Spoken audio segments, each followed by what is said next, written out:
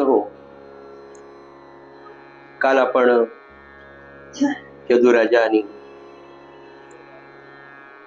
भगवान अवधूतांचा मधला संवाद पाहत असताना 15वा गुरु मदोन्मत्त हस्ती, ज्याला मदगज असं म्हटलेलं आहे, त्याला मी गुरु का केलं याविषयी भगवान अवधूत यदुराजाला सांगतात.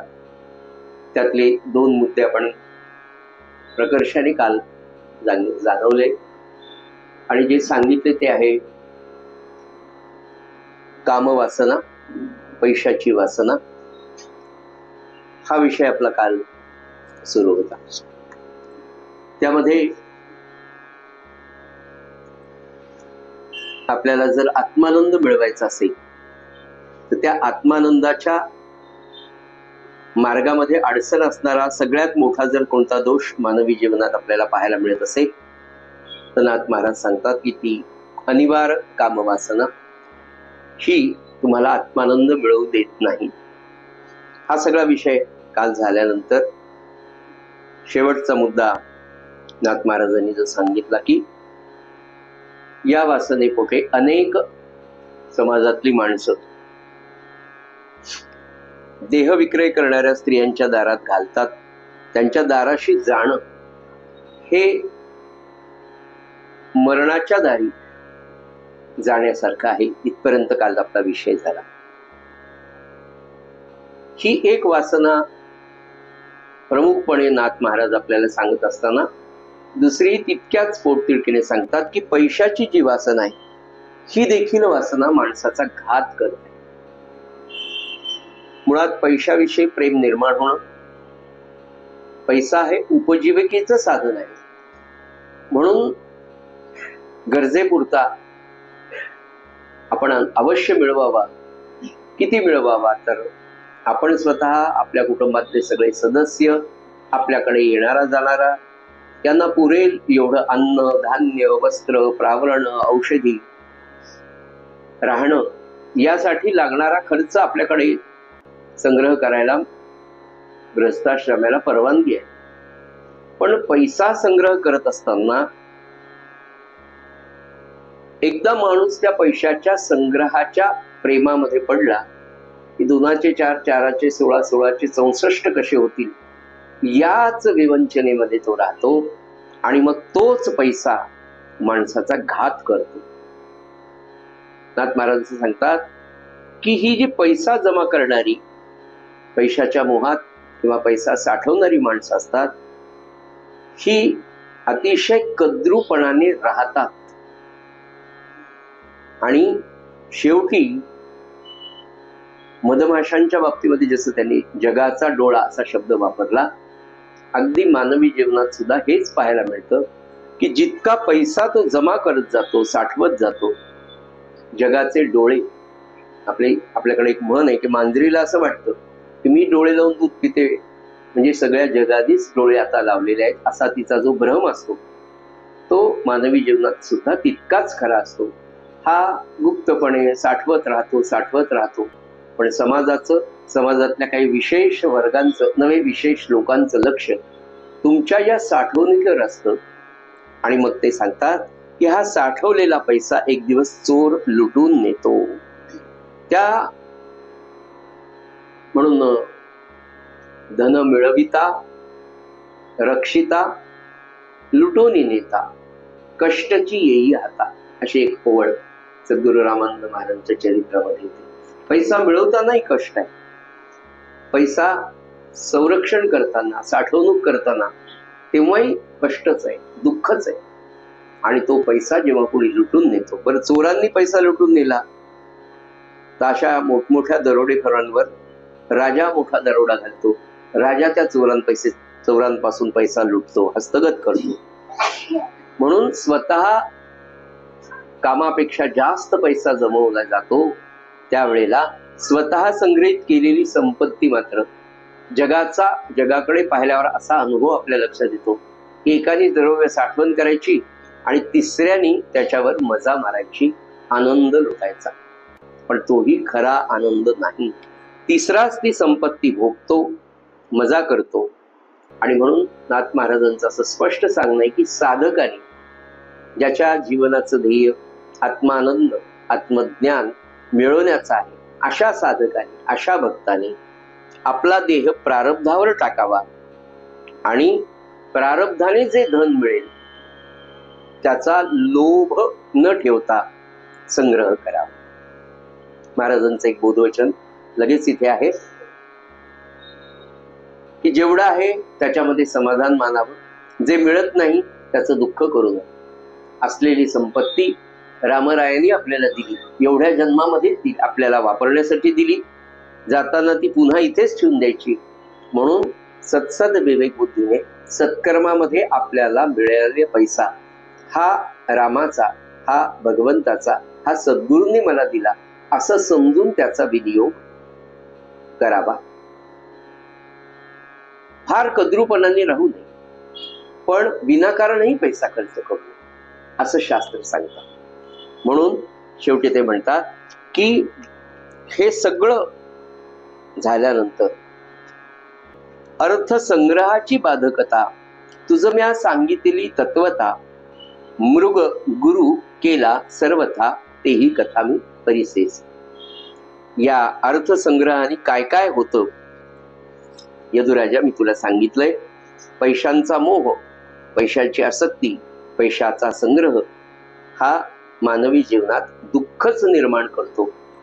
म्हणून आता त्याच्यासाठी म्हणून पुढचा गुरु मी तुला सांगतो, तो म्हणजे मृग.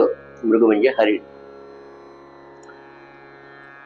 ग्राम्यजन वार्ता का ग्राम्य स्त्रियांच्या गीता, ऐके जो का तत्वता, बंधन सर्वथा तो धावे पावे. अखंड पाहता दीपाकडे, घंटा नादे झाले वेडे. मृग पाहो विसरला पुढे, फासी पडे सर्वथा. ग्राम्य योषितांचे गीत, ऐकता कोणाचे बुलेना चित्त. मृगाच्या ऐसा मोहित, होय निश्चित निजस्वार्थी. जो बोलीजे तापसांच्या मुकुटी, ज्यासी स्त्रियांसी नाही भेट गोष्टी. तो ऋषभृंग उठाउठी, स्त्री गीतांसाठी भुलला. मधुर विना गुणावित ग्राम्य स्त्रियांचे गीत नृत्य, देखता पुरुष वश होत, जैसे गळ बंधस्त वानर. जो तपसांसाठी जगजेठी, जो जन्मला मृगाच्या पोटी. जो नेने स्त्रियांची भेटी गोठी, न पाहे दृष्टी योषिता. तो ऋषशृंग स्त्री दृष्टी, वश जाहला उठाउठी. धावे योषियांते पाठोपाठी, त्यांचे गोष्टी माझे वर्ते. गारुड्यांचे वानर जैसे, स्त्रिया संगे नाचे तैसे. प्रमदा दृष्टी जाहले पिसे, विवेकू मानसे विसरला. विसरला तपांचा खटाटोप, विसरला विवांडक बापू. विसरला ब्रह्मचर्य कृत संकल्पू, स्त्रियानुरूप नाचतू. स्त्री बोधे एवढा बाधू, संसारी अनिक नाही गा सबुदू. नको नको स्त्रियांचा विनोदू, दुःख संबंधू सर्वांशी. सगळं वर्णन, याचा मतितार्थ फक्त आपण पाहूया. त्या ओव्यांच्या वरूनच आपल्या सगळं लक्षात आलेले, वेगळं त्याच्यावरचं भाष्य करण्याची गरज नाही. पण मृग हरिण हा 16वा गुरु सांगतायत भगवान अवधूत यदुराजाला. सज्जनो, त्याच्यासाठी पहिल्यांदा 2 गोष्टी तुम्हाला सांगतो की नाथ महाराजांच्या काळामध्ये, कालचा आपला विषय जो झाला तो असा की तमाशांची फळं, तमाशांचं बंड या समाजामध्ये फार मोठ्या प्रमाणात होतं, ज्याला लोकनाट्य वगैरे असं म्हणतात. या तमाशांच्या फळांचा मध्ये काय होतं की त्या काळात उत्तम प्रकारची खरं म्हणजे गायन विद्या पण होती, ज्याला आपण शास्त्रीय संगीत, ठुमरी, अमके तमके सगळे अतिशय चांगले प्रकार सुद्धा होते. पण नेमकं या 16व्या शतकामध्ये ही गायन कला सुमार दर्जाच्या लोकांच्या हातामध्ये गेली आणि त्यांच्या हातामध्ये ती पडल्यामुळे आणि कलावंतीनी गायला उत्तम होत्या. मुळात मधुर आवाज स्त्रियांचा असतोच, त्यात त्या गायन कला शिकल्या. पण अगदी खालच्या दर्जाच्या गायन प्रकारामध्ये हे सगळं आल्यामुळे आणि त्या कलावंतिनीच्या उत्तम गायनाबरोबर त्यांचे ते उत्तान आणि शृंगारिक असे असलेले हावभाव लोकांची बुद्धी भ्रष्ट करायला कारणीभूत होऊ लागले. आणि असले गाणी, खरं म्हणजे असं बुद्धिभ्रष्ट करणारं गाणं साधकांनी भक्तांनी ऐकूच नये असं स्पष्ट शास्त्र सांगतं. पण समाजामध्ये त्याचं बंड पसरल्यामुळे समाजातली चांगली चांगली माणसं सुरुवातीला गायन कला म्हणून जाता जाता वाममार्गाला इतक्या सहजतेने लागायची. त्याच्यामध्ये त्यांनी ते सांगितलं की खेड्यातल्या त्या अशा कलावंतीने त्यांचे ते गायन आणि त्या गायनाबरोबर त्यांचं असलेलं शृंगारिक आणि उत्तान प्रकारचे नृत्य प्रकार, त्यांचे ते हावभाव, हे सगळं पाहून समाजातली चांगली चांगली माणसं देखील तमाशाच्या नादाने वाम मार्गाला मोठ्या प्रमाणात लागू लागली. हे सगळं सांगण्याचं कारण यदुराजाला, अवधूताला जे सांगायचंय ते असं आहे की हरिण सुद्धा जसं त्या हरणाला पकडण्यासाठी म्हणून वेगवेगळे नाद निर्माण केले जातात. ते म्हणतात ना तिथे, घंटा नादे झाले वेडे, अखंड पाहता दीपाकडे, घंटा नादे झाले वेडे, मृग पाहो विसरला पुढे, फासी पडे सर्वथा. त्या मृगाला जाळ्यामध्ये इकडे अडकवण्यासाठी म्हणून असा विशिष्ट प्रकारचा घंटानाद, समोर असा एक दिवा, त्या दिव्याकडे तो पाहतोय, त्या घंटानादामध्ये रंगून गेलाय आणि गळ्यामध्ये केव्हा त्या हरणाच्या फास पडला हे रूपक मानवी जीवनाला अगदी साजेस आहे. की मनुष्य बोलतो कसा, त्या सगळ्या विचित्र हावभावांना, ग्राम्य लोकांच्या, ग्राम्य स्त्रियांच्या त्या अश्लील गोष्टी, ग्राम्य स्त्रियांची ती शृंगारिक गाणी ऐकून माणूस सहज भ्रष्ट होतो. त्या वेश्यांचे ते गाणं ऐकून मनुष्य फशी पडतो. त्या सगळ्यांचा मतितार्थ थोडक्यात मी तुम्हाला सांगतो की त्या देह विक्रय करणाऱ्या स्त्रियांच्या गाणे ऐकून मनुष्य फसायचा.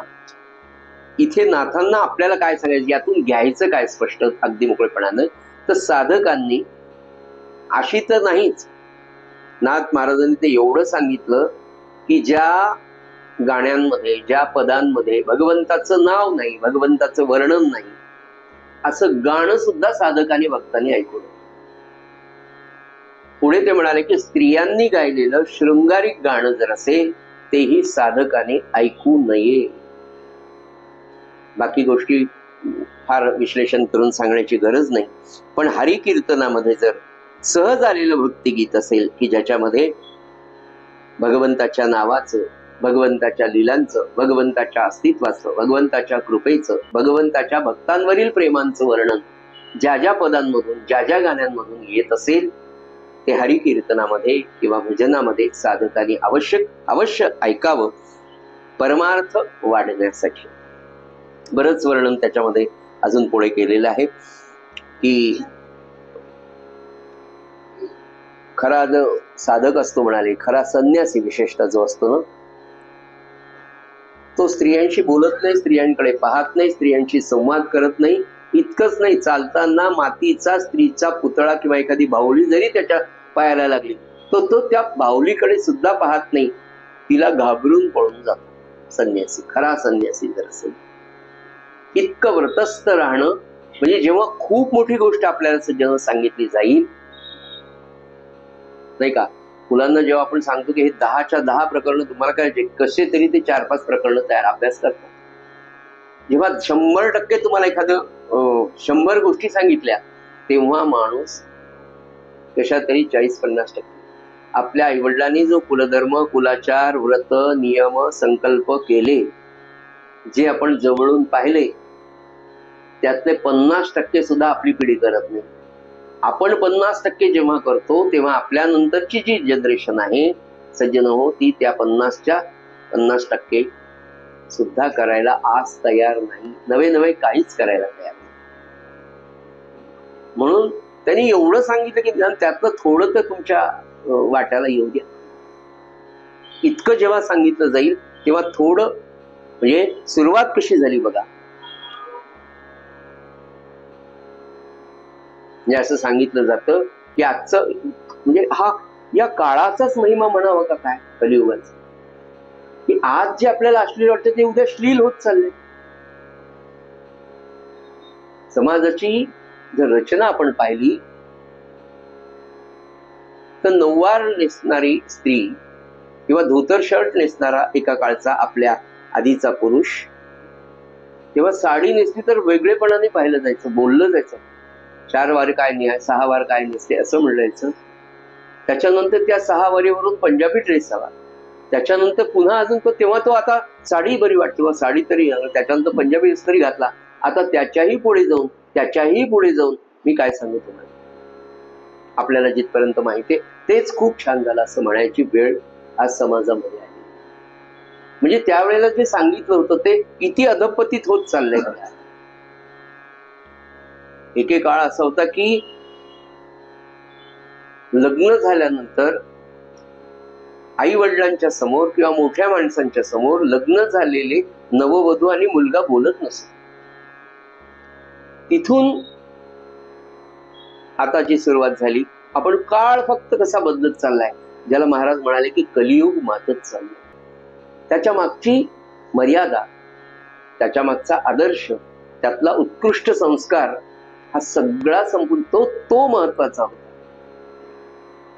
आज तो कुठपर्यंत रसातळाला चाललाय, हा कलियुगाचा महिमा आपण जेव्हा पाहतो सज्जन.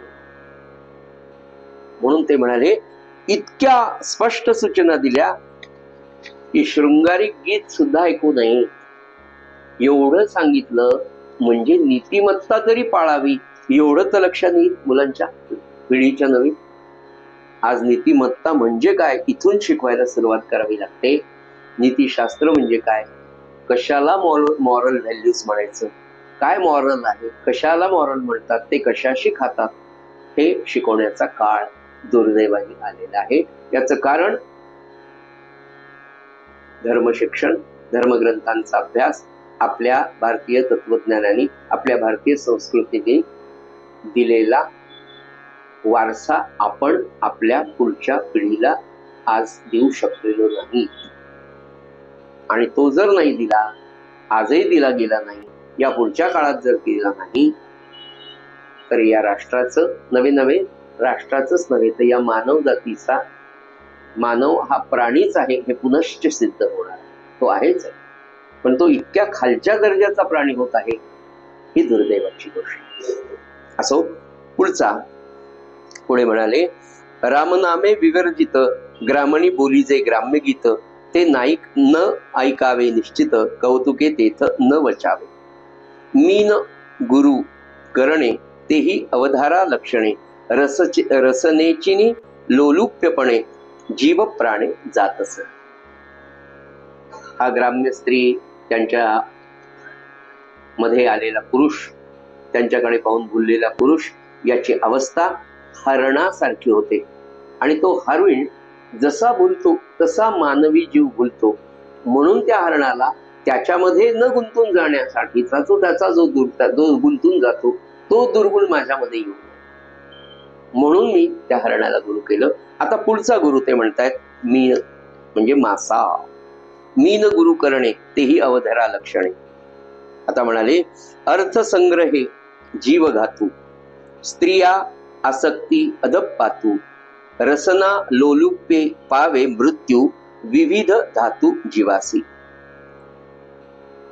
सज्जन हो, अर्थसंग्रहाने मानवी जीवनातल्या एक गोष्ट सांगतो. नाथ महाराज असं सांगतात की मानवी जीवनामध्ये 3 प्रकारचे घात नाथ महाराज सांगतात या पहिल्या ओळीत. ते कोणते तर म्हणाले, पैशाचा, अर्थसंग्रहाने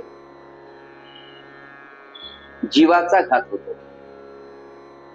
पैशाचा संग्रह केला तर त्या पैशासाठी तुम्हाला लोक मारायला तयार आहेत. आपण सगळीकडेच पाहतो.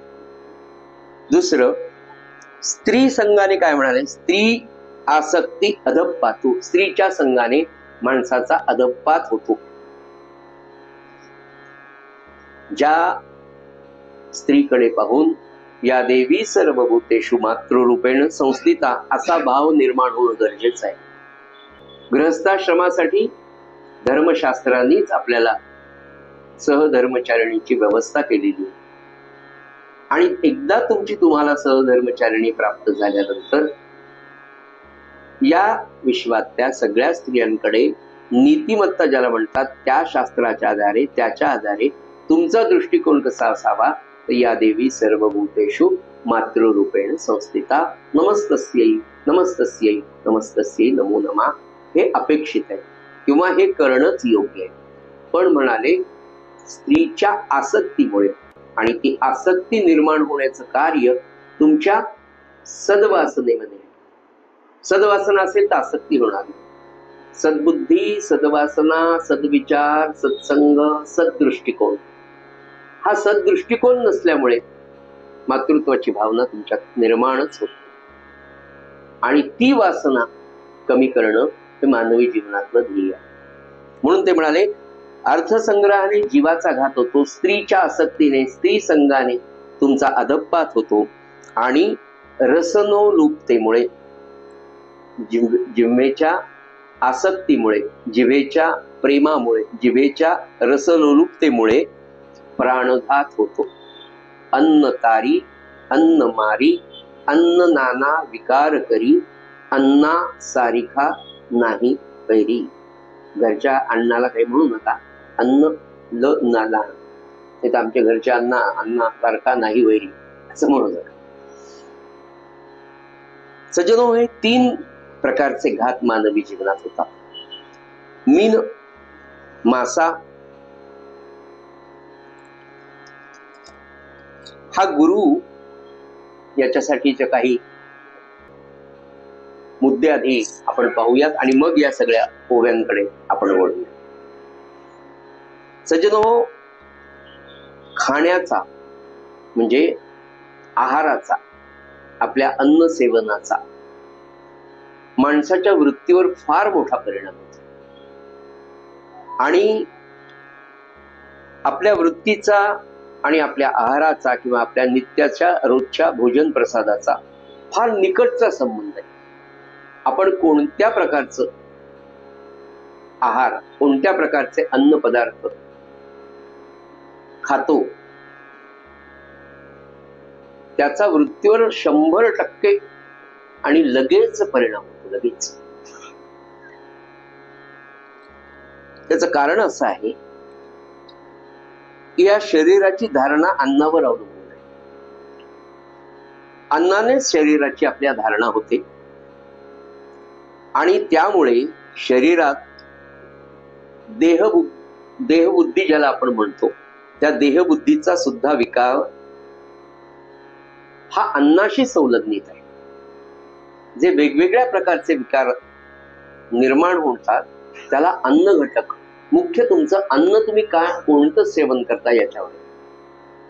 खूप तिखट खाणारी माणसं, 100 माणसांवर अभ्यास केला आणि लक्षात आलं तर जास्त तिखट खाणारी जी माणसं असतात ती फार पटकन प्रतिक्रिया देतात आणि ती प्रतिक्रिया उग्र असते. एखादी घटना घडल्यानंतर रागीट माणसं जे अभक्षभक्षण करतात, अत्यंतिक तिखट खातात, साधारणपणे त्यांचा सर्वे केल्यावर लक्षात आलं की ती माणसं फार रागीट, पटकन प्रतिक्रिया आणि हिंसक अशी प्रतिक्रिया देणारी असतात.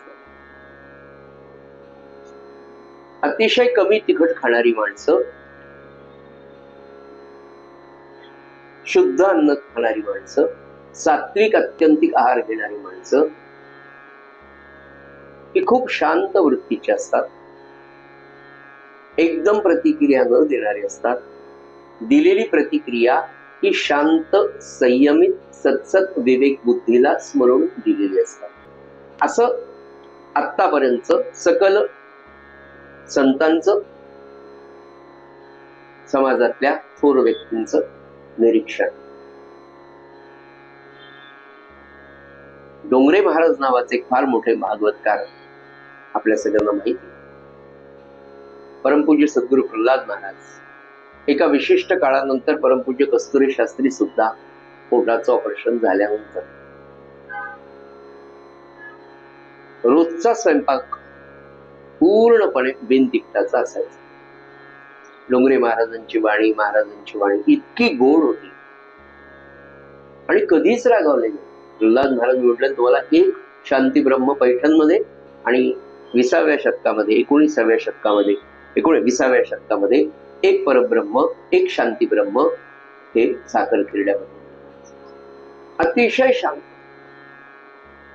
म्हणजे किती शांती असू शकते याचं सूत्र अन्न ग्रहणाशी पण. साधनेशी तर आहेच, पण अन्न ग्रहण तुम्ही कोणत्या प्रकारचं अन्न सेवन करता त्याच्याशी. महाराज अकोल्याला गेले होते. साधारण 80-82 वर्षाचं वय असावं महाराज. आणि महाराज गेले जिथे जिथे महाराज जायचे, ज्या भक्ताकडे जायचे त्या भक्ताकडे आणि त्या भक्ताच्या शेजारी किंवा त्या गावामध्ये असलेले सगळे सद्गुरू भक्त आपले सद्गुरू आले, त्यांची आपल्याला सेवा घडावी. महाराजांचं वय थकत चाललेलं होतं. महाराज आता परत आपल्याला केव्हा भेटतील, त्यांची सेवा कधी आपल्याला किंवा आत्ता आले तर आपल्याला त्यांची सेवा करायला मिळावी म्हणून स्नानाच्या दृष्टीने 10-12 बायकांनी एक दिवस एकत्र आल्या आणि ज्यांच्याकडे महाराज उतरले ते म्हणाले, आपण उद्या सकाळी महाराजांना छान शाही स्नान घालू, मंगल स्नान घालू. मग आपण असं उठणं, मग कोणी उठणं तयार करून कोणी सुगंधी तेल काय महाराजांना छान ओवाळलं.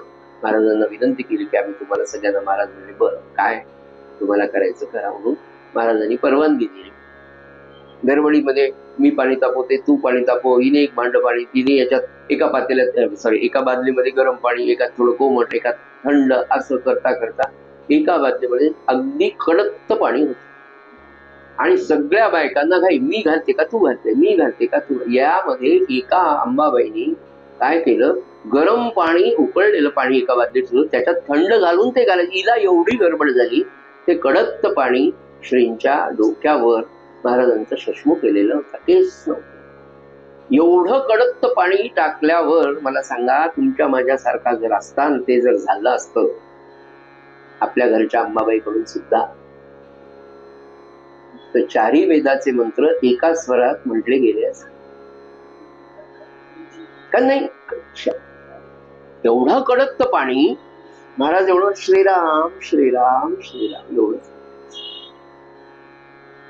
विचार करा, क्षणभर कल्पना करा, कडक पाणी तुमच्या डोक्यावर पडलेलं आहे आणि तुमच्या डोक्यावर केस नाहीये. केसांमुळे थोडं तरी झिरपायला वेळ लागून थोड्या वेळाने चटका बसेल.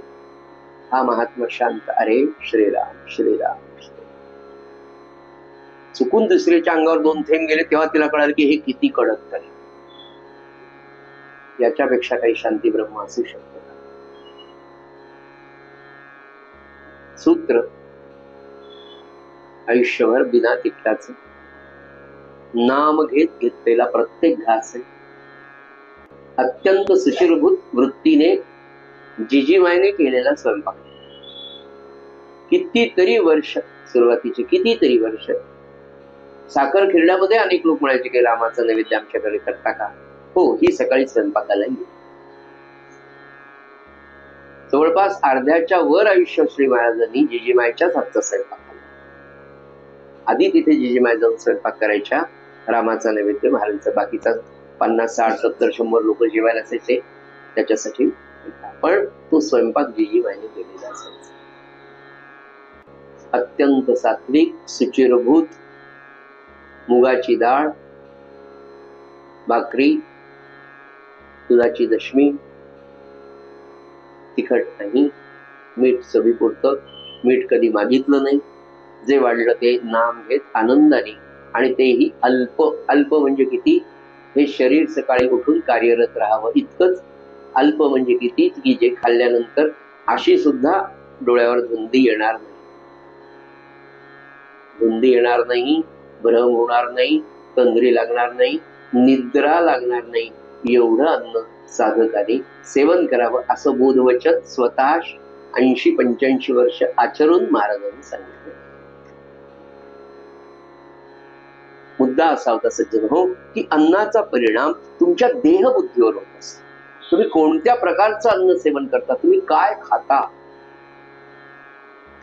आणि पुढे म्हणाले की शरीर, आणि आता हे अन्नाचं झालं, देहबुद्धी झाली. देहबुद्धीचे विकार हे अन्नावर अवलंबून आहे. दुसरं सज्जन हो, हे शरीर आणि हे मन, माझं शरीर माझं मन, पण वेगवेगळे. एक सगुण आहे, एक निर्गुण आहे, एक दृश्य आहे, एक अदृश्य आहे. या दोघांची शक्ती मिळून आपलं कार्य होत असतं. तेव्हा या शरीराचा आणि मनाचा सुद्धा खूप जवळजवळचा संबंध आहे. त्यामुळे शरीराच्या आणि मनाचा जो परस्पर क्रिया आणि प्रतिक्रिया ज्या असतात सज्जन हो, त्या कशावर अवलंबून आहे माहितीये का? तर त्या आपल्या अंतरस्त्रावी, आपल्या पिंडावर, च्या स्त्रावावर, अंतरस्त्रावी पिंडाच्या स्त्रावावर फार अवलंबून असतात. की कुठले स्त्राव कशा प्रकारे निर्माण होतात ते पुन्हा अन्न घटकावर अवलंबून आहे. ज्या ग्रंथी, जी लाळ निर्माण होते ती सुद्धा त्या अन्न पदार्थामधल्या असलेल्या वेगवेगळ्या अन्न घटकावर आहे. आणि त्या अन्नातील घटकांवर अवलंबून असल्यामुळे ज्या प्रकारचे आपण आणि जितके अन्न आपण खातो तितके आपले मन आणि विकार कमी जास्त प्रमाणामध्ये त्याच्यावर अवलंबून आहेत, स्वाधीन आहेत. मनाची प्रतिक्रिया, मन शांत राहणं, मन उद्विग्न होणं, मन रागीट होणं, मनाला काही सेकंदामध्ये मनाचा पारा या बिंदूवरून त्या बिंदूवर जाणं, सगळं अन्न घटकाशी, अन्नातल्या प्रत्येक घटकाशी संबंधित आहे. आणि म्हणून ते म्हणाले, या मनाला आणि या शरीराला उत्तमपणे जर सांभाळायचं असेल तर अन्न घटक आणि अन्न ग्रहण, अन्न सेवन हा एक पहिला, यातला हा पहिला. दुसरं, जे अन्न आपण घेतो, जो आपण अन्न ग्रहण करणारे, दुसरा मुद्दा आहे त्यातला की ते अन्न कुणी बनवलं, कोणत्या वृत्तीच्या व्यक्तीने बनवलं. आपल्याच घरच्या व्यक्तीने कोणत्या मनोअवस्थेमध्ये ते निर्माण केले. सकाळी सकाळी तुम्ही मस्त सगळे वेदमंत्र म्हटले, स्वयंपाकाला माऊली उभी राहिली, तुम्ही यथेच्छ समाचार त्यांचा घेतलेला आहे, काही कारणामुळे झालं, ती व्यक्ती दुखावलेली आणि ती स्वयंपाकाला उभी राहिली. तिच्या मनातल्या विचारांचे सगळे तरंग त्या अन्न पदार्थामध्ये मिसळतात. म्हणजे अन्न तर सात्विक पाहिजे, कोणत्या व्यक्तीने ते तयार केलं याच्यावरही त्या अन्नाची सात्विकतेचं मूल्य अवलंबून. ते सात्विक आहे, कमी सात्विक आहे, असात्विक आहे, क्रोधिष्ट व्यक्तीने केलेलं आहे, कोपिष्ट व्यक्तीने केलेलं आहे, द्वेषी व्यक्तीने केलंय, गुन्हेगार व्यक्तीने केलंय, शिक्षा दिलेल्या व्यक्तीने केलंय, त्याचे मनोविकार, त्याची मनोअवस्था त्या पदार्थ तयार करताना त्याच्यावर. म्हणून कोणत्या माणसाकडून शिजवलं गेलं, तयार केलं, त्याच्यावर त्या घरचं. म्हणून महाराजांच्या याच्यात एक वाक्य आहे प्रवचनामध्ये, संतांच्या घरचं, सद्भक्तांच्या घरचं, सत्शिष्याच्या घरचं अन्न मागून घ्यावं. की आपल्याला माहिती आहे हे दुबई सात्विक आहे, हे घर चांगलं सात्विक आहे, यांच्याकडे कुलधर्म, कुलाचार, रोज नैवेद्य, वैश्वदेव, सोहळ्याचं पाणी आहे, किंवा सात्विक सोहळं म्हणत असताना सुचिरभूतता आहे म्हणतात, शुचिता महत्वाची.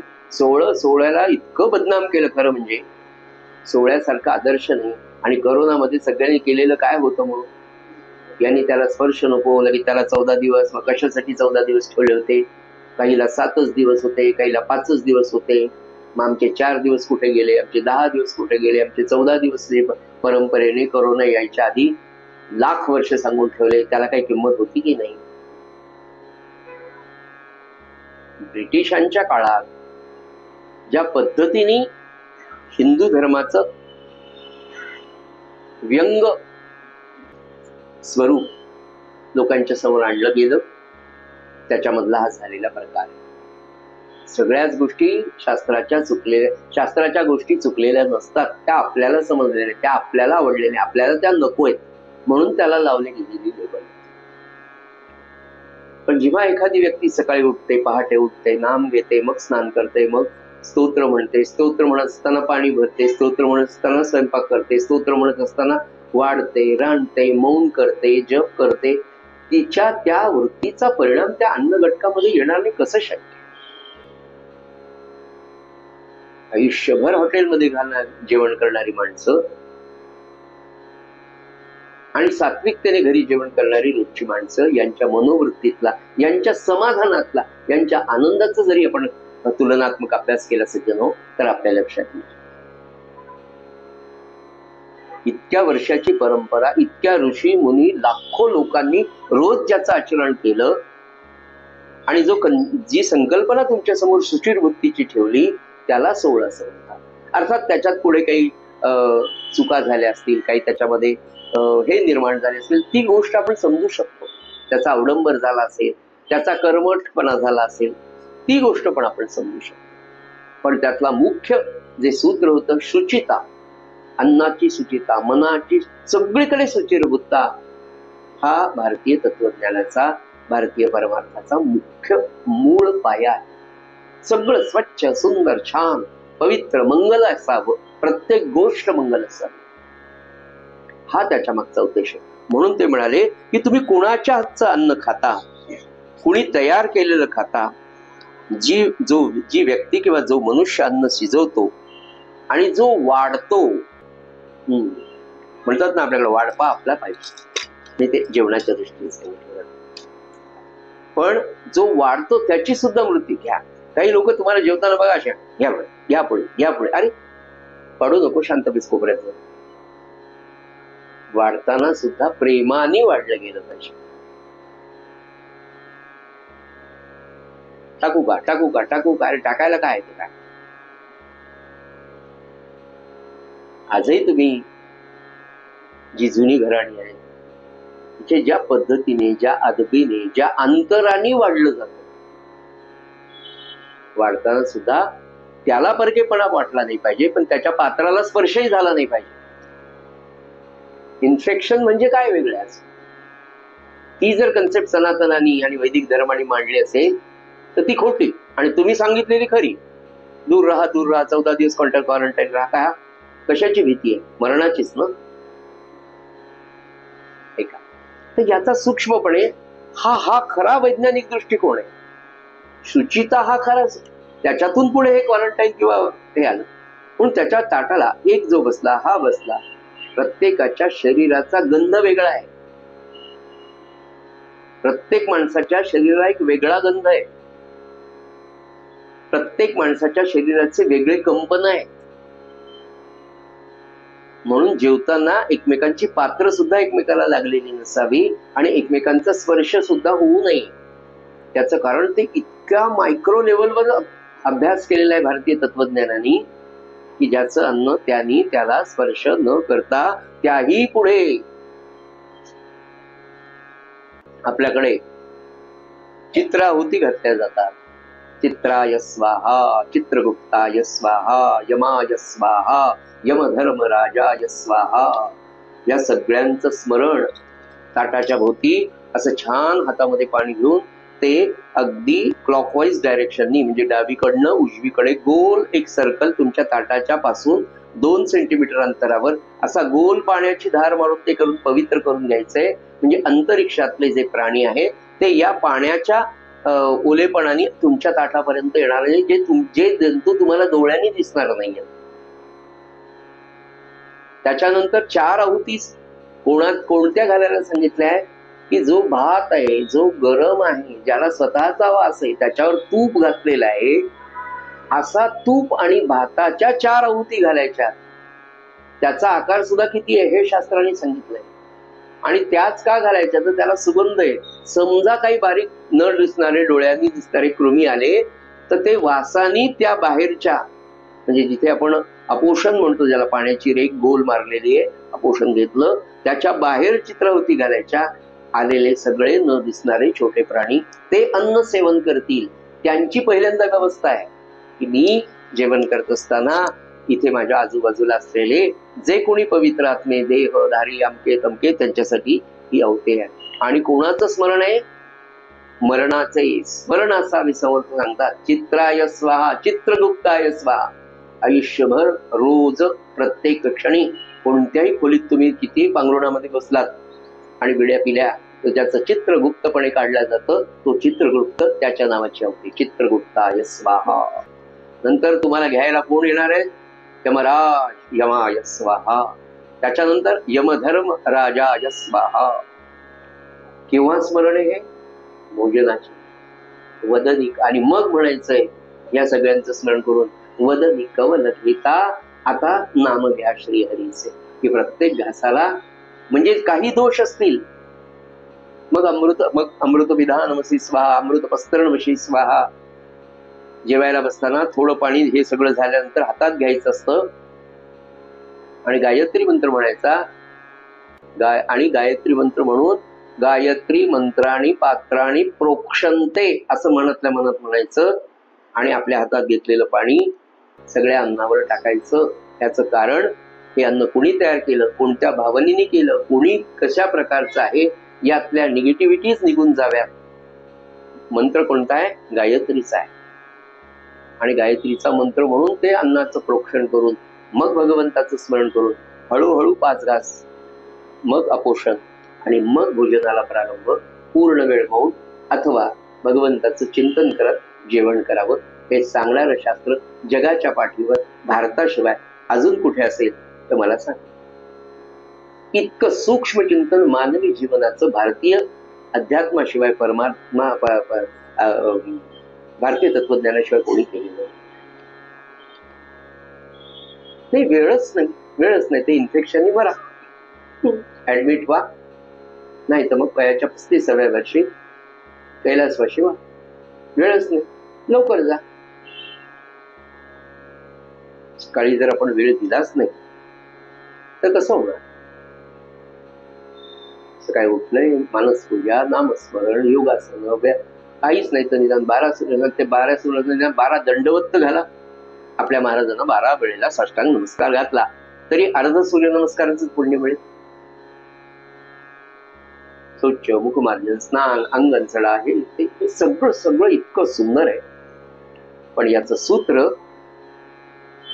अन्न सेवन. अन्न सेवनामध्ये पुढे म्हणाले की जो वाढतो त्याची वासना, ज्यांनी स्वयंपाक केलं त्याची वासना ही त्याच्यामध्ये असते. मग हे सगळे जाण्यासाठी जेवताना मौन म्हणजे कशासाठी? तर नाम घेत तुम्ही जेवा. तुकाराम महाराज म्हणाले, ग्रास घेत नाम घेता ग्रासोग्रासी, तो जेवूनी उपवासी. त्याला उपवास केल्याचं पुण्य म्हणाले. जर प्रत्येक घासाला नाम घेतलं. रोजचा उपवास करायचा का जेवून खाऊन? तुकाराम महाराजांनी सूत्र सांगितलं, ग्रास घेता नाम घेता ग्रासोग्रासी, तो जेवूनी उपवास. त्याच्यामुळे आपल्याला साधू शकतो. साधे प्रयोग येते फक्त एका मी आणि माझा. म्हणून महाराज म्हणजे परमार्थ हा एकट्याने एकट्याशी खेळायचा खेळ आहे. सकाळपासून संध्याकाळपर्यंत मी माझा परमात्मा, मी माझा परमात्मा. मला हे सगळं सुचिरभूत ठेवून करायचं. अन्न सेवन म्हणून अन्नाला फार महत्व आहे. काय सांगावं तुम्हाला, इतके चित्र. मी म्हणतो ना, व्हॉट्सअपचा खरा फायदा करून घ्यावा आपण. नको त्या गोष्टी पाहण्यापेक्षा पाहिजे त्या गोष्टी पहा. इतक्या वेगवेगळ्या प्रकारचे त्यांनी गाड्यावरचे प्रयोग दाखवले. काय सांगतो, पाणीपुरी कशी केली जाते, पाव कसे तयार केले जातात. मला कोणाची हे नाही करायची, पण हे तर पाहायलाच पाहिजे आपण. पाणीपुरी कोणत्या पाणीपुरीची गाडी कोणत्या ठिकाणी उभी आहे, खाली घालून काय वाहतंय, कशावर आपण उभे आहोत, पाणीपुरीसाठी वापरलेलं पाणी कोणतं आहे, हे बिस्लरीचं पाणी आहे. त्याचे हात किती वर्ष झाले पाण्यात बोलताय. नाही, तो प्लास्टिकची सेल होतो. त्या प्लास्टिकला आतून किती फंगस झालेला आहे हे कोणी पाहतंय. वडापाव काय मला तर त्याची तर ऍड, त्या काय पिझ्झा का काय बर्गर, मला ते दोन्ही माहित नाहीये, पण ते दिसलं असं काहीतरी. पाहताना सुद्धा अत्यंत गचाळ घाण वाटावं असे पदार्थ तुम्ही मिटक्या मारत जर खात असाल तर तुमच्या पुढच्या पिढीची आयुष्याची मर्यादा किती असणार आहे? का नाही ती मुलं वयाच्या 24 आणि 28व्या वर्षी हार्ट अटॅकने मरणार? की काय खाता येतं? नाही, 10 मिनिटात तो झोमॅटोवाला आणून देतो. अरे 10 मिनिटात तो शेण तरी आणून देऊ शकतो का? साधी गोष्ट आहे.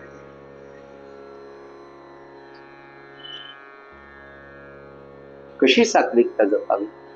नाथ महाराजांसारख्या सत्पुरुषांनी इतक्या बारीक सारीक गोष्टी आपल्यासाठी सांगितल्या, आणि हे ऐकून जर आपण समजा आचरण करत नसेल, आपल्यासाठी नाही पण सगळ्यांसाठी, तर कसं होईल? मन एकाग्र कसं होईल? ज्या अन्नातून वासना निर्माण होते तेच पवित्र नाही. आज 100 मुलांचे, कॉलेजच्या 100 मुलांचे इंटरव्ह्यूज घेतले की तुमचं रोजचं डाएट, तुम्हाला काय काय आवडतं, तुम्ही रोज काय खाता. निदान आपण आपल्या घरातल्या मुलांना तरी हे सांगून हे बंदच करावं बाहेर. भावी काळामध्ये असं म्हणू नये, पण मेडिकल रिसर्चचे पेपर सांगतायत की भावी काळात 10 पैकी 6 लोकांना कॅन्सर होणार आहे. 10 पैकी 6.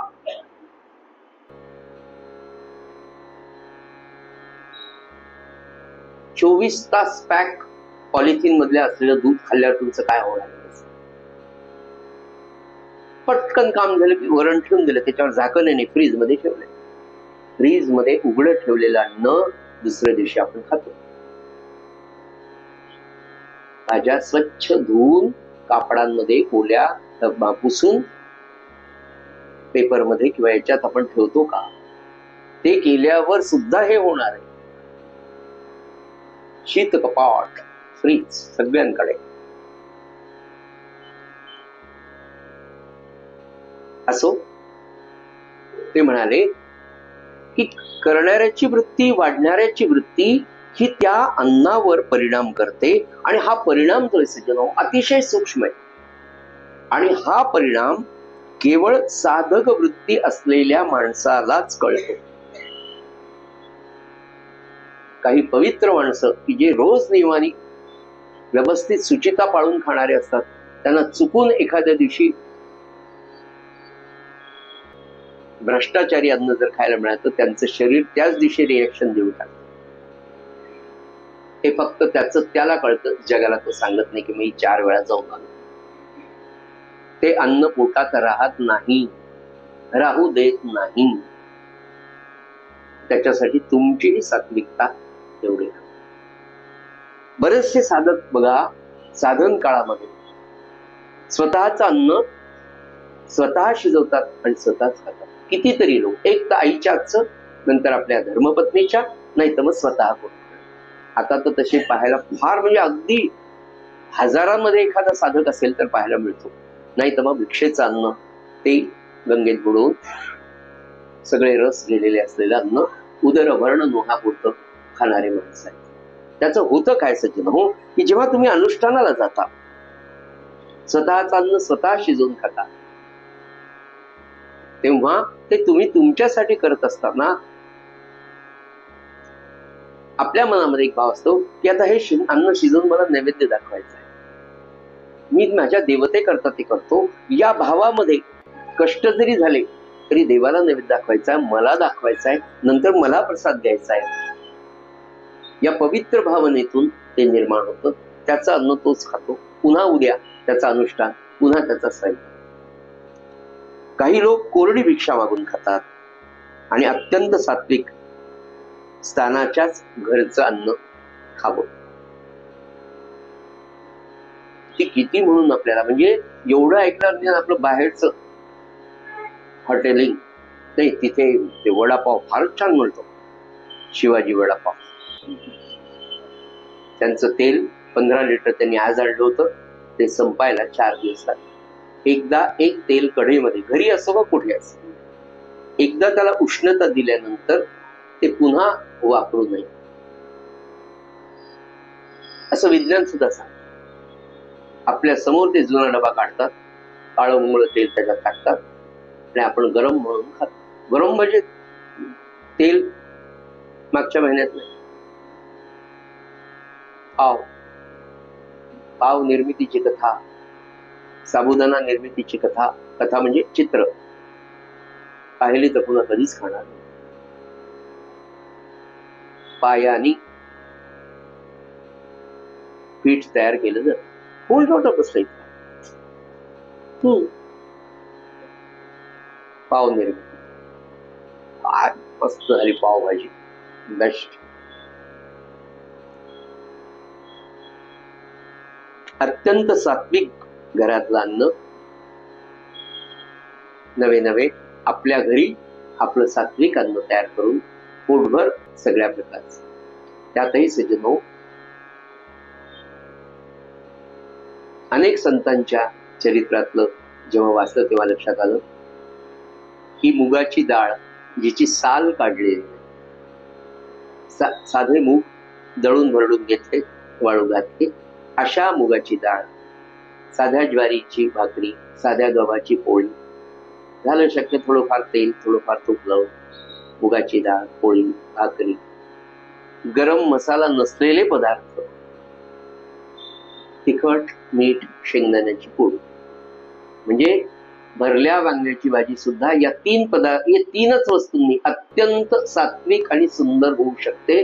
लसूण कांदाही न घालता, अद्रक न घालता अत्यंत सात्विक जेवण फक्त त्या माऊलीने नाम घेत हे तीनच पदार्थ, तिखट, मीठ, तेल, शेंगदाण्याची पोळी, याच्यात सुद्धा वांग्याची भाजी चांगली होती. थोडं कर्नाटक, आंध्र, तेलंगणाकडे जाऊन पहा. लसूण कांदा नसलेले अत्यंत सात्विक. शंकराचार्यांच्या मठात आम्ही होतो तेव्हा किती किती सगळ्याच मठांमध्ये कांदा लसूण नसतोच. खिरड्याला आपण जा कधीच नसतं, साधं वरण असतं खिरड्याचं, साधं तुरीच्या डाळीचं असतं इतक्या लोकांचं. जाता जाता असे जिरे टाकतात, असेल तर कोथिंबीर अशी टाकून देतात, साधं वरण फोडली, मिटक्या मारून मारून खातो, ऍसिडिटी एकालाही होत नाही. का?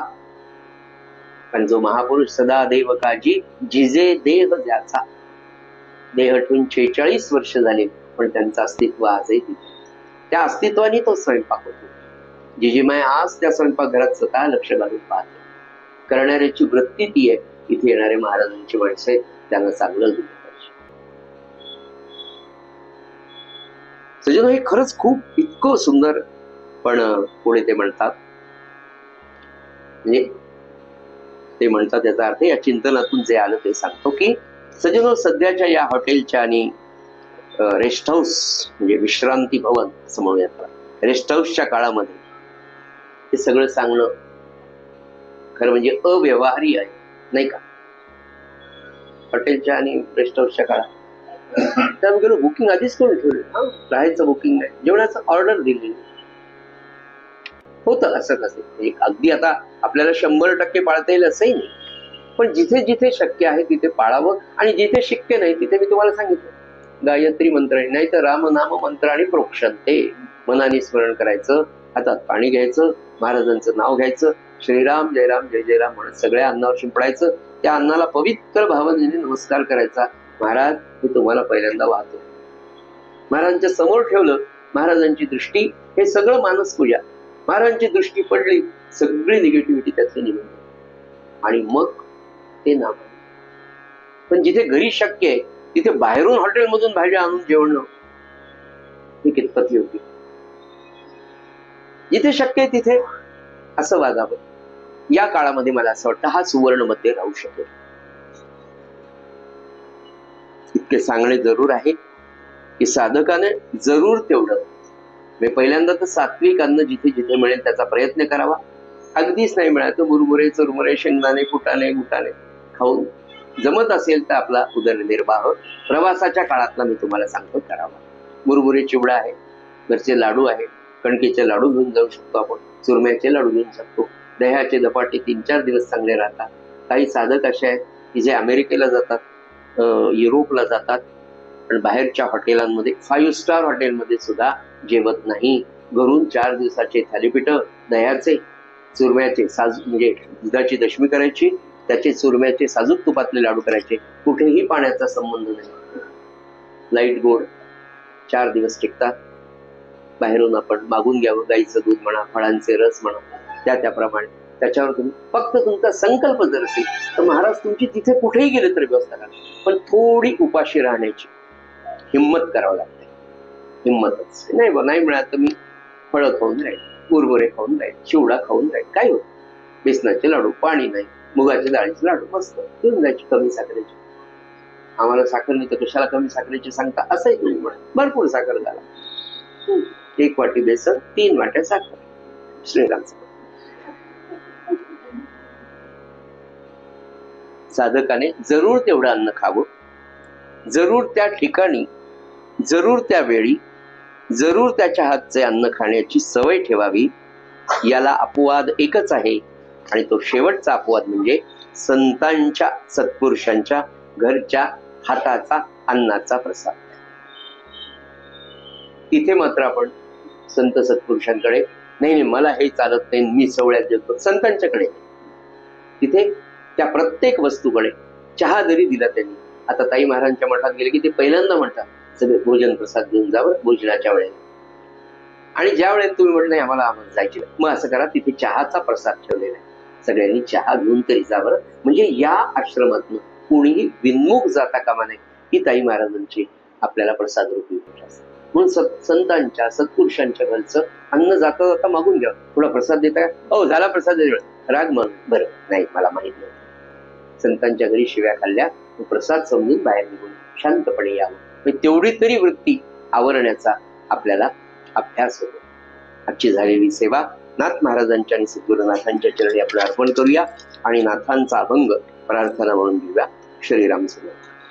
आवडीने भावे हरी नाम घेसी, आवडीने भावे हरी नाम घेसी, तुझी चिंता त्यासी सर्व आहे, सर्व आहे.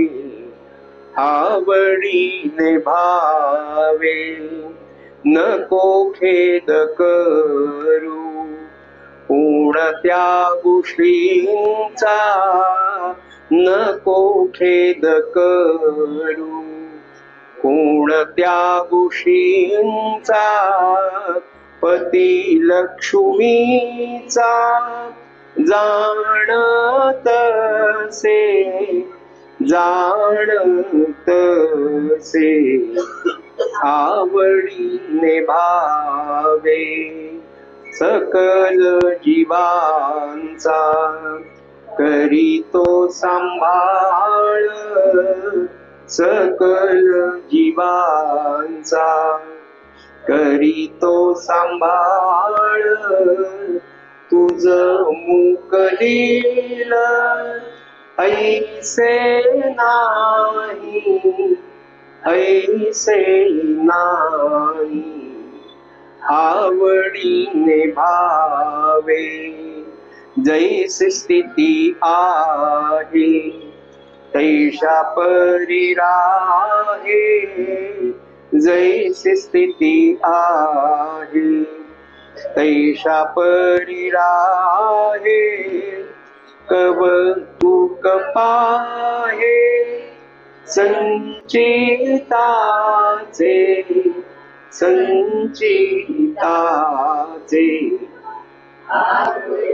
निभावे एका जनार्दनी भोग प्रारब्धाचा, एका जनार्दनी भोग प्रारब्धाचा. हरी कृपे त्याचा नाश आहे, नाश आहे. आवडीने भावे हरी नाम घेसी, तुझी चिंता त्यासी सर्व आहे, सर्व आहे.